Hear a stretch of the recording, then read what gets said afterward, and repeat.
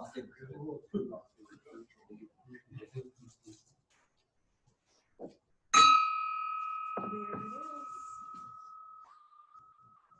afternoon, Rsvl Rotary. This is funny. I feel like I need to look down and up at the same time. Anyway, I am Deb Nygaard, current president of Rsvl Rotary. I'm glad you're here. To everybody online, I greet you. And if we would turn off our cell phones if you're here, and keep yourself muted if you're online, that would be great. Our online greeter today is Jenny Hedal. And do you have any guests, Jenny? We have all members and our speaker. So I'll introduce our speaker in just a little bit. All right, thank you. So let's go ahead and say our flag pledge. Do we have one up here? Behind you. Oh, behind us. All right. I pledge allegiance to the flag of the United States of America and to the republic for which it stands, one nation, under God, indivisible, with liberty and justice for all. Thank you very much. And for our invocation today, we have Ed Stevensky. At the end. We're going to do that at the end. Take a deep breath. Okay, so a little. Oh, okay. Finger here. And I leaned on this. I didn't like anything. All right. You may be seated, including both of you are at home. So, step back. I got to step back? Yeah, a little bit more. Oh, can you hear me? We can only see your chest. What's that? We can only see your Here, chest. let's do Oh. this. Oh. Yeah, there we go. Okay. Hey, that. There you go. I don't know if it looks better, but you can see it.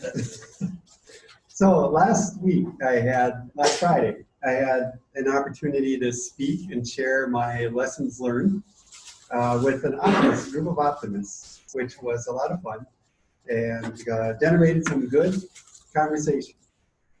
One of the questions that came up was, how do we know what truth is, right? And I thought about that question all weekend, and hopefully the group I spoke to was thinking about that too. I think, as I thought about it, I thought of what are some examples that we as individuals or as a country, right, have identified as something that is true. And in certainly our Bill of Rights, and you've heard this certainly, but we hold these truths to be self-evident, that all men are created equal, that they are endowed by the Creator with certain unalienable rights, that among these are life, liberty, and the pursuit of happiness. That now we might not be perfect as a country, but that's something that we all agree to and held up as a truth in our country for many, many years now. And us as Rotarians also, right, the first part of our four-way test, which we're going to get to, is what is the truth, or is it the truth? That's the first thing we ask, and it's the basis for what we do things. And just like our Bill of Rights, it's the basis for how we govern our individuals. So maybe my challenge for you today is, as you think about, is it the truth? Think about what are the things that we as individuals or country or Rotarians hold as truth. Can you pray with me?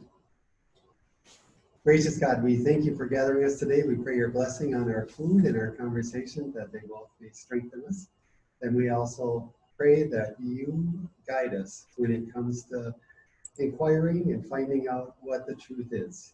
Be our guide and bless us in our meeting today. Amen.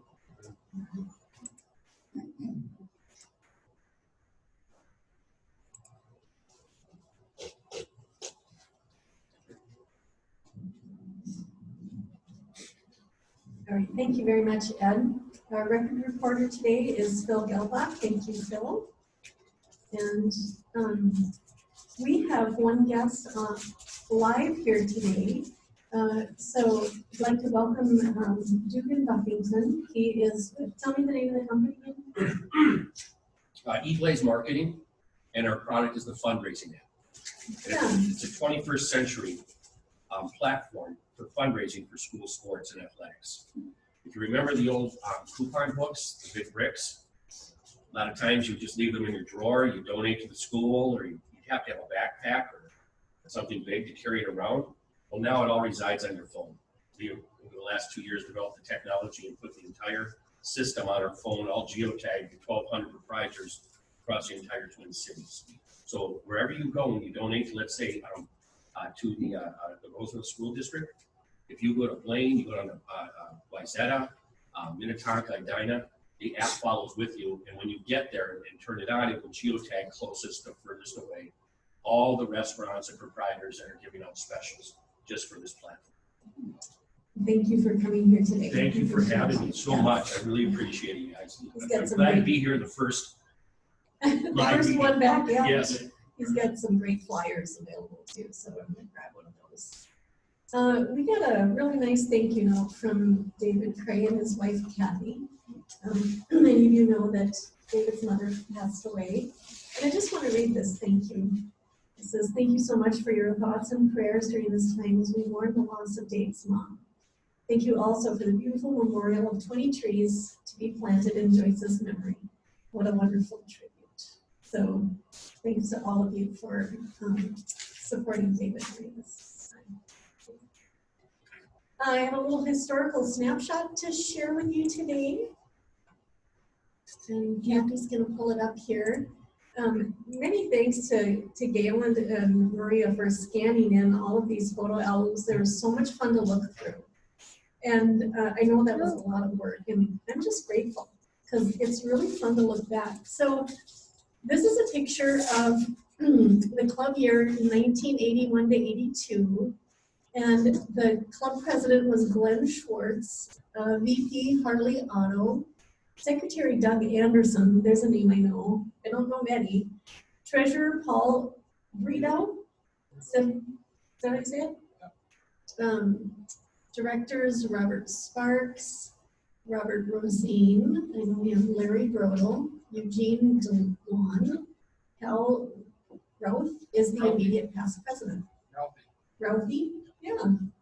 So anyway, it's just fun to look back and see some familiar names and know that a lot of people have come out and done great. Any comments on Glenn Schwartz? Yeah. Glenn would quite often share his travel. He traveled a lot around the world, and he would put on a program or an early talk talking about where he had been in the world and a few images and discussions about his travel. And it was always interesting to listen to Glenn Schwartz's travel logs and look at pictures from places that I'll never get to. And it was he did a marvelous job of a travel log program. He'd be gone for a month and come back and put on a little program. Very fun. Thank you. Were you the photographer back in the day? I was not. No, I didn't start till about 97, 98.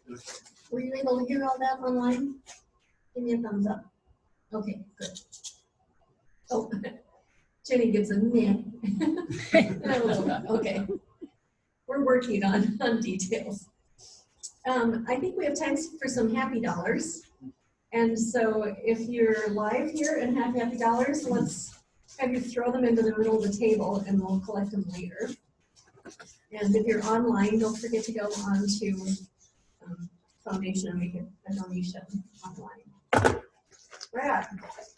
I have 5 happy dollars. Because I just returned yesterday from the Boundary Waters for 4 days and 3 nights with my 14-year-old daughter, just the 2 of us. Hearing everything and living off the land. And second time we did it the first time last year, which was 13, and it just impresses me her ability to meet every challenge that we face. Wonderful. Nice to know. Thank you. It's a growing tan. It goes from here down, top of the hands, a little bit on the legs and top of the feet. That's it. England. Yes, I put in a couple of dollars up here. I was on a fishing trip up near Brainerd on the Mississippi River last week with 3 other buddies that we've done for about 15 years at a resort. Caught a lot of sunnies, caught a couple of catfish, and just had a great time, great food, great visit. It was always fun to get out on the river, on the boat, and do a little fishing. Awesome. Yeah. I'm putting in a 20 because I have some making up to do, I think, when I've been online. But I wanted to share with you, I found out that I've kept this inspiration pin longer than anyone else in the club. And so I'm pretty excited about that, but I do think I should pass it on to Dave for his service as president.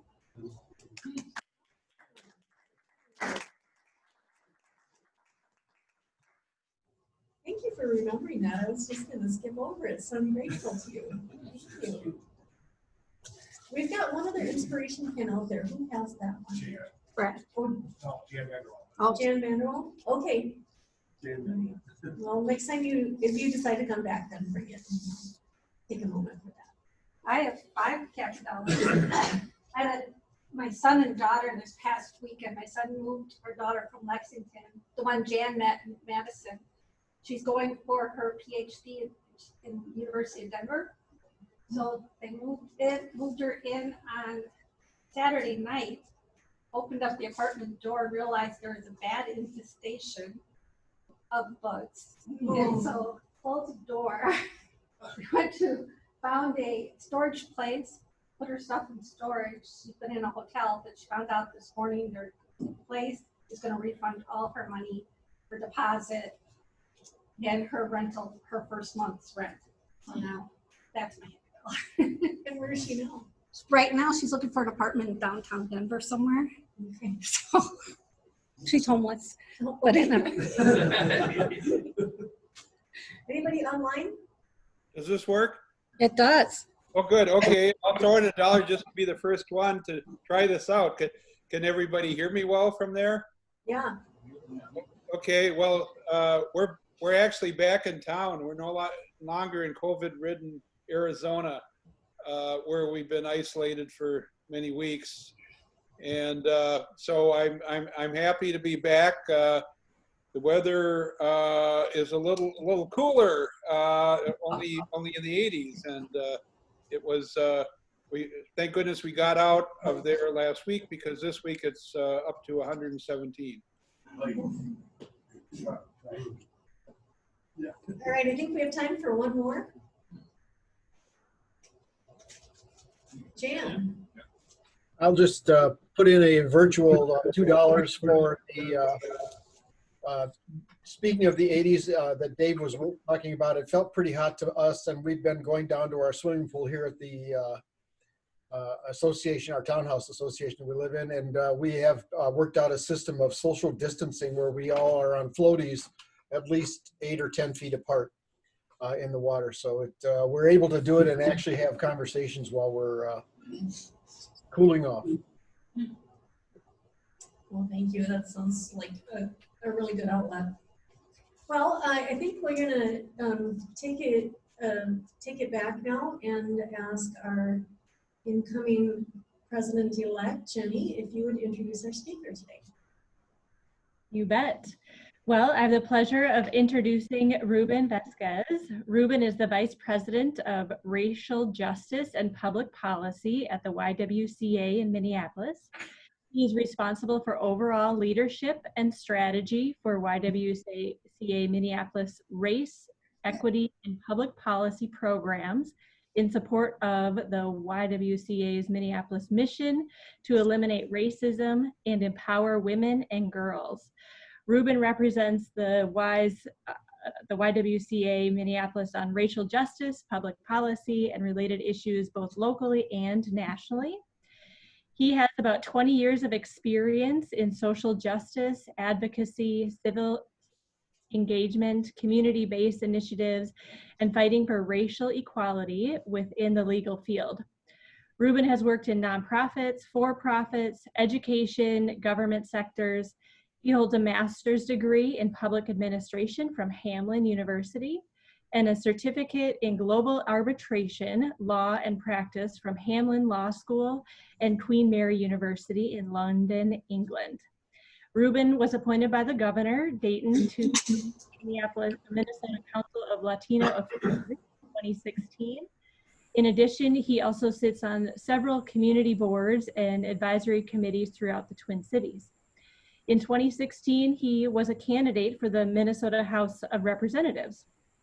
He has also committed to working with underrepresented communities to help them become primary stakeholders in the community for his entire professional career. His philosophy is that diversity is what makes us different. Inclusion is how we incorporate those differences that yield stronger communities.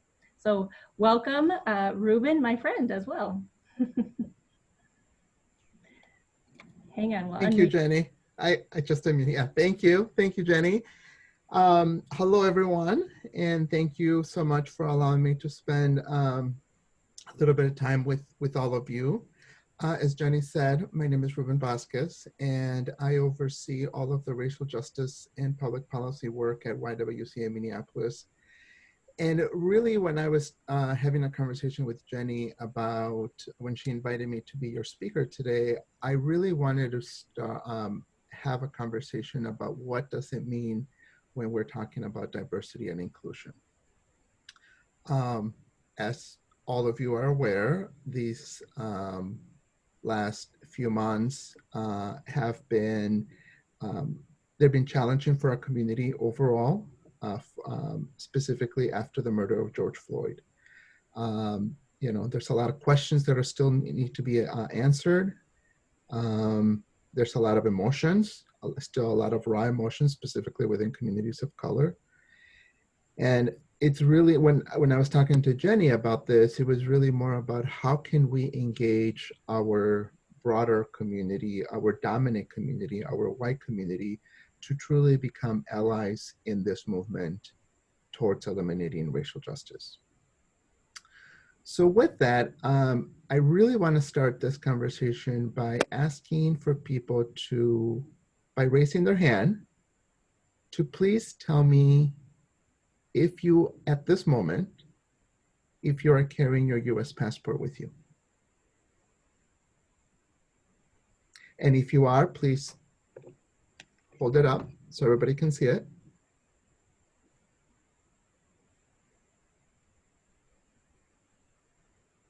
Okay, from what I can see, there's really nobody that held up their US passport. I held mine up because as the part of the invocation, something that the person who did the invocation, it triggered me, where he said, what is my truth? My truth is that I have to carry this on a daily basis.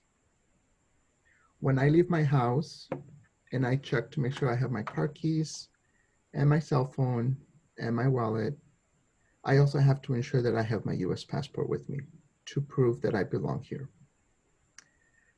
My family and I immigrated to the United States. Oh, there you go. My family and I immigrated to the United States 40 years ago. I'm originally from Mexico, Mexico City. And during the first 8 years of being an immigrant in this country, I was also undocumented. My family and I were undocumented. So I know what it's like to be undocumented. In the middle 80s, under President Reagan, we were able to apply for amnesty, where we were able to adjust our status to permanent residence, and eventually we became US citizens. So I have been a US citizen since the early 90s, so for a little while now. And yet, to this day, I am still asked whether or not I belong here, specifically by law enforcement. So, you know, as Jenny said in my intro, I hold a master's degree I hold a senior leadership position in one of the largest nonprofits in the state of Minnesota. I own my own home. I would define myself as, being able to reach the American dream, whatever that means. But yet still, because of the color of my skin, I am still questioned constantly whether or not I belong here. When I get pulled over by police, for whatever reason, I am not asked for my driver's license or for insurance, like many people would. Instead, I immediately ask for my green card. And when I share with people that, with the officer, that I don't have a green card, because I don't, the next comment immediately gears towards, oh, so then that means that you're illegal. It is never assumed that I am a US citizen. It is always assumed that I am undocumented. When I walk into Target, I immediately have to take a look to see who's going to start following me. Because if I walk into Target by myself, somebody will always start following me. And yet, if I walk into Target or any other store, not just Target, but if I walk into any other store with my wife, who's white, then I am not followed, because I have that, what communities of color call white protection. So again, I realize the importance of diversity. I am a huge proponent of diversity, but just having diversity in a group is not enough. It's also about being inclusive and acknowledging what that diversity means for all of us. Diversity is not just about race, but it's also about gender. It is also about economic privileges. It's also about education. So diversity is a wide range of things, but it is really about how do you incorporate all of that into ensuring that you are truly an inclusive community and or an inclusive organization or group. So I can share many, many stories with all of you about things that have happened to me, things that have happened to family members, things that have happened to my kids. I have 2 kids. My son, when his last year of elementary school, he was actually told by a couple of his peers that he should be moved to another school because he was not white enough. And that the school that he was attending should be only for white kids. So I do the work that I do not only because it's my job, but primarily because it's very personal to me. Because right now we are in a time where, even though there's a lot of very well-intentioned white people out there who realize that what's happening is wrong, as a person of color, as an immigrant, I need those people to stand up. I need those people to actually start taking some action because it's no longer enough for white people to say what's happening is wrong. What's happening is not the right thing. But I really am at a point now where I really need that white allyship to really stand up and start taking some action steps. To that point, there's a lot of questions from a lot of white people that I've spoken to where people will say, well, I don't know how to take actions. And what is the best thing for me to do? That's really going to look very different for many people, right? For a lot of people, that's going to be something like, for example, for you to donate money to a legal defense fund to help, bail people out of jail for whatever reason. It's going to mean maybe you decide to pick up a book and maybe have a clear understanding of what white fragility means or white privilege means. And maybe having a conversation within your family group or your neighborhood or your friends to really have a clear understanding of what that is. For some of you, it may mean actually going down and protesting. For other people, it may mean actually advocating at a public policy level, right? I know we have Commissioner McGuire on here, so it's really about having conversations with her, or for her to really identify what policies can I make that are really truly equitable for people, right? So the action steps that I would ask all of you to think about are very broad. And I know that these type of conversations are conversations that are very difficult to have. I totally get that. When my family and I first moved to Minnesota 40 years ago, there was this thing that I heard over and over and over again. And I didn't understand really what it meant until probably about 10, 15 years ago. But there was this thing called Minnesota Nice. And I'm sure many of you have heard the term Minnesota Nice. And at first, for a long time, I always assumed that what that meant is that there were just a lot of nice people living in Minnesota. And even though that there are a lot of nice people living in Minnesota, really what I quickly came to realize is that that is, what that really stands for is for that passive aggressive of not wanting to engage in conversations that are difficult and necessary to have, right? So I would challenge each and every one of you to really push yourselves out of your comfort zone, to start having conversations, to ask questions, and to realize that you're not always going to get it right. Because like I said, I've been doing this work for about 20 years and I still don't get everything right. I still have questions. So my ask of all of you is to really push yourselves out of that comfort zone to a point that you become comfortable being uncomfortable. Because we're at a time right now in our community where we really need that white allyship, and we really need everybody to stand together if we're going to be able to move the work forward. And really, truly make this community, whether it's in Roseville, whether it's in New Brighton, or this entire state of Minnesota, but really, truly make it a community where everybody can thrive and everybody can live the way all of us want us to live, which is in peace, you know. I am super, super lucky where I live, and Jenny can attest to it, right? We have an awesome, awesome neighborhood. And I love my neighbors. But yet, many, many times I look around my neighborhood and I realize the privilege that we have. We live in an area where all of our kids know each other. We live in a neighborhood where all of our kids play with each other, where they run around each other. You know, we live in a cul-de-sac, so there's very little traffic, and really the only traffic is the people that live here. We know each other, which is great, and I would not trade that for anything.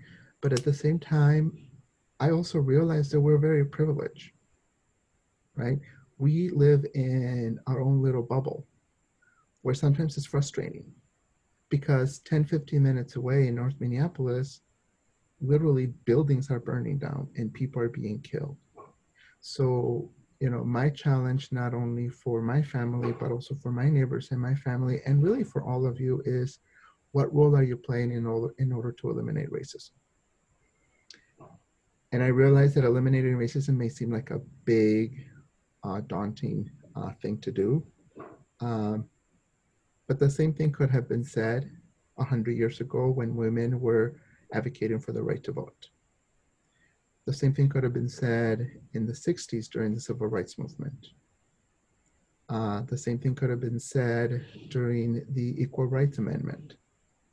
Or when we legalized same-sex marriage, right? There's a lot of things that could have been said about all of those events where it's like, it's not possible. A lot of people told the civil rights leaders, what you're trying to achieve is not possible. Voter rights for everyone is not possible. But those people didn't give up. They fought. It was difficult. It was uncomfortable. A lot of people got hurt along the way, but at the end of the day, they were able to achieve their goals. So for me, I am very optimistic and I'm very hopeful that we can continue to move towards eliminating racism. I doubt that it will happen in my lifetime, but I would hope to see it. But I would like to be able to, when my time comes to leave this earth, I would like to be able to live this place in a better place than where I found it, for my kids and for their kids, where we build an infrastructure that is strong enough that we are at least towards a more inclusive and united community. So I don't want to speak the entire time because I really want to be able to have some time for all of you to ask some questions of me, make this more of a conversation. So I do apologize, but I do have a hard stop at 1 o'clock because I have to jump on another meeting. So I do want to leave some time for questions, if there are any questions of anybody that's online.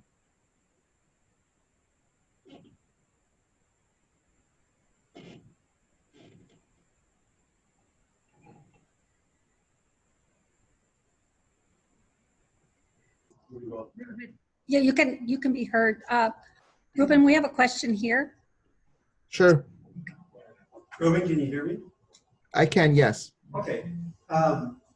You use the term white privilege, and I think a lot of times that we use a lot of terms that are thrown around without regard to what their meaning is or what their intent is, and I'm not saying you did that, but I see it a lot, especially recently.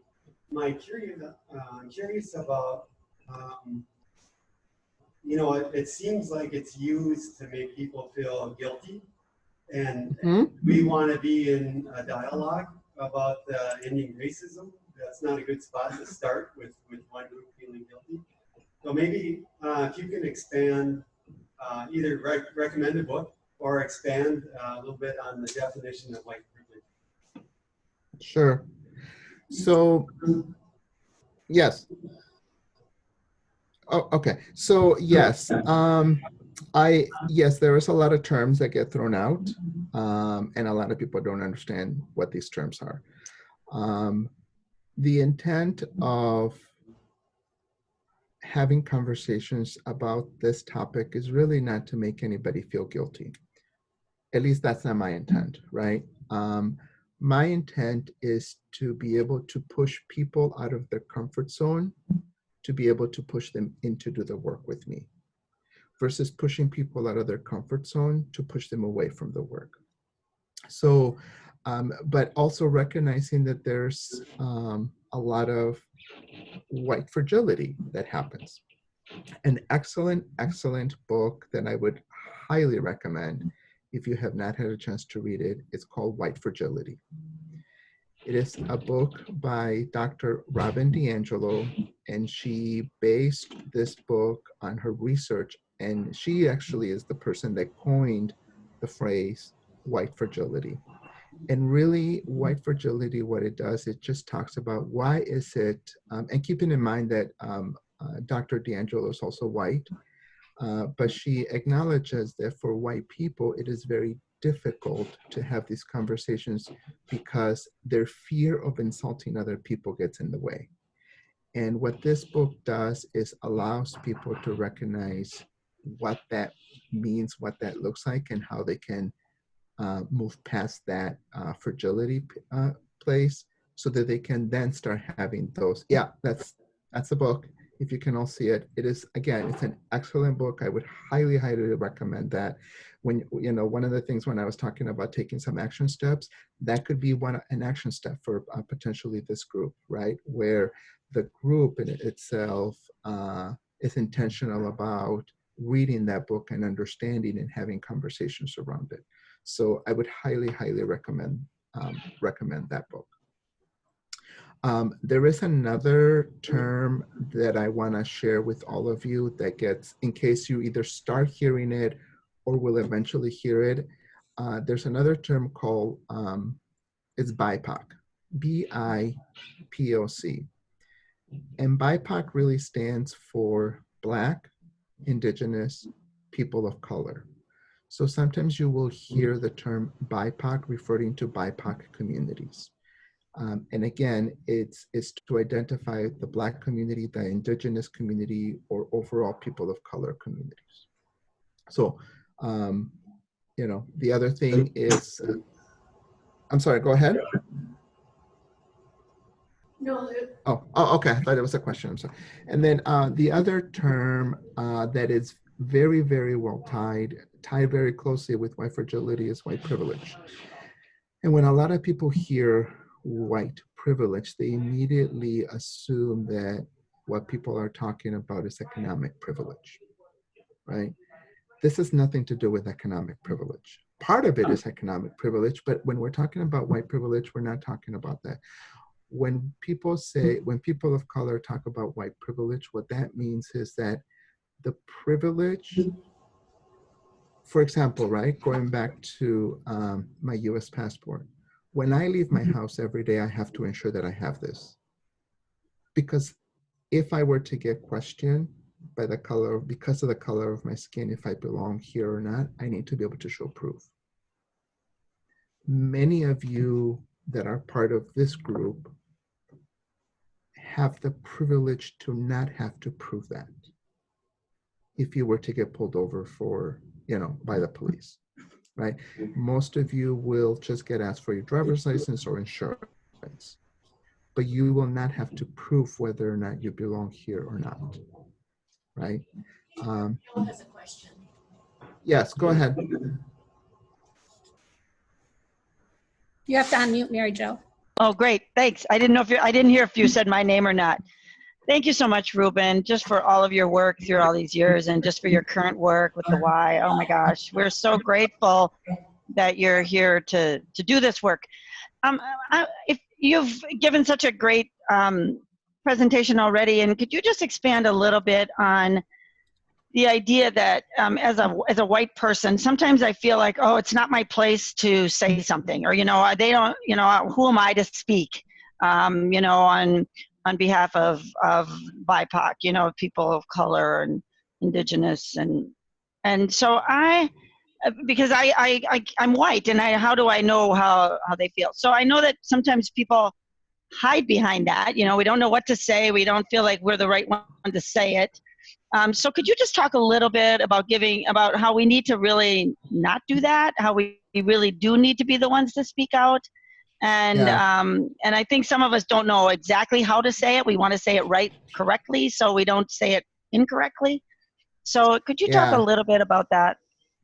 And thank you, Mary Jo, for that. That's a great question. And I actually believe that is part of the problem, right? That we want to get it right. We want to ask the right question. Right. And you're not always going to ask the right question, right? And it's okay to not always be right.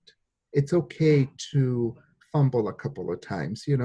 Part of my introduction was about the fact that I ran for Minnesota House back in 2016. And when I was running for office in 2016, if any of you have ran for office, Mary Jo, you'll know what I'm talking about. There's a lot of time spent on the phones, and there's a lot of time spent on the doors, right? You're always talking to people. I remember clearly a conversation I had with a constituent on the phone, and I was sharing with her what my platform was and what my vision was and what I wanted to do for my community. Had a great conversation.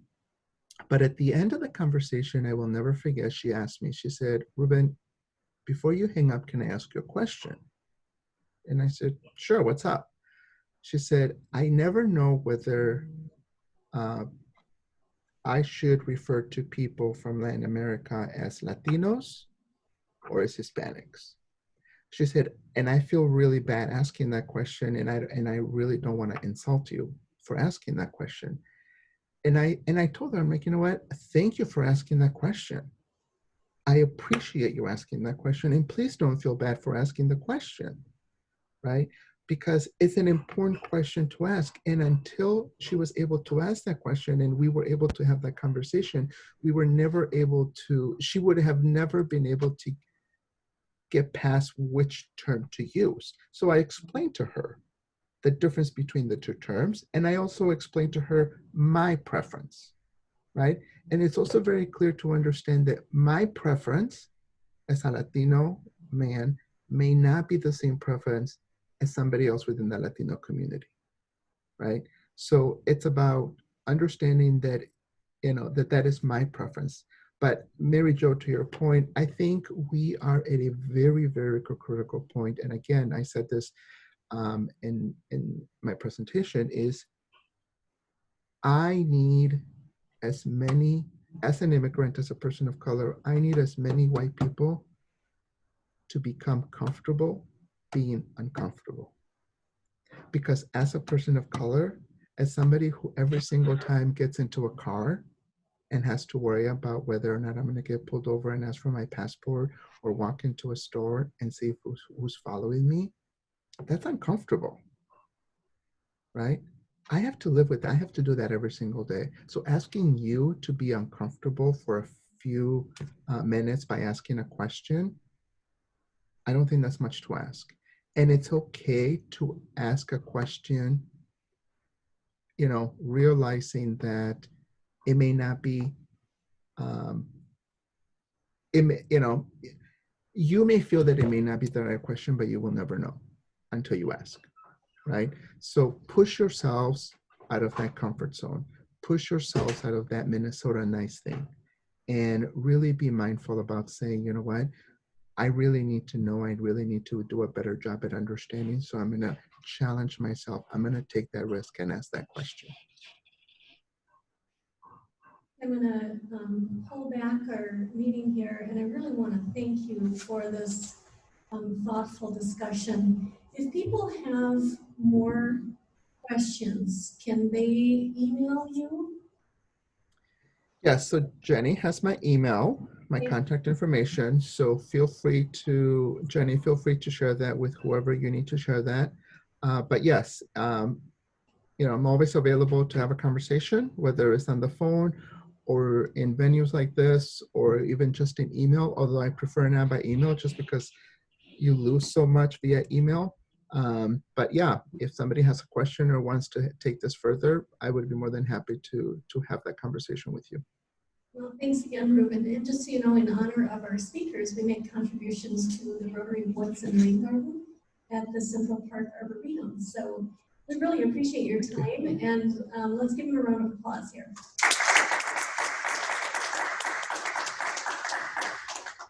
Next week, we're going to have some member classification talks, so it's always great to get to know our members a little bit better. Are you guys up? Who's up? Ed Studniski and George Krinky. Thank you, George Krinky. I do need to jump off if that's okay. So, because I have to jump on another call. Thank you so much. Thank you so much, everyone. Have a good one. And I would like to end with our four-way test. So if you would all stand. And for those of you who are here, I want to encourage you to look at each other. And let's hold one another accountable. I think this really ties in with the message that we had today. For those of you online, let's think about that this is an opportunity for us to take our values into the world. So please join me in the four-way test. Is it the truth? Is it fair to all concerned?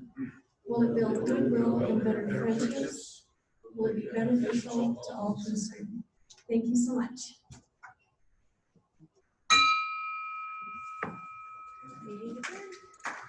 Thank you, everyone online, for joining us. And if you have any comments, you can email those to me on how to make your experience better. Thank you all. That was nice. Bye, guys. Thank you. Thanks for great hybrid model. Thanks. Yes. I didn't know how it was going to work, but it worked pretty good. It did. It really worked. All right. Bye-bye, all. Bye. Bye. Bye, honey. I'm tempted to show up next week now. Yeah, bye. Yeah. We'll show our face. We'll show our face everyone. next week. That's right. Bye. Okay, bye, guys. Thank you. Oh, you're welcome.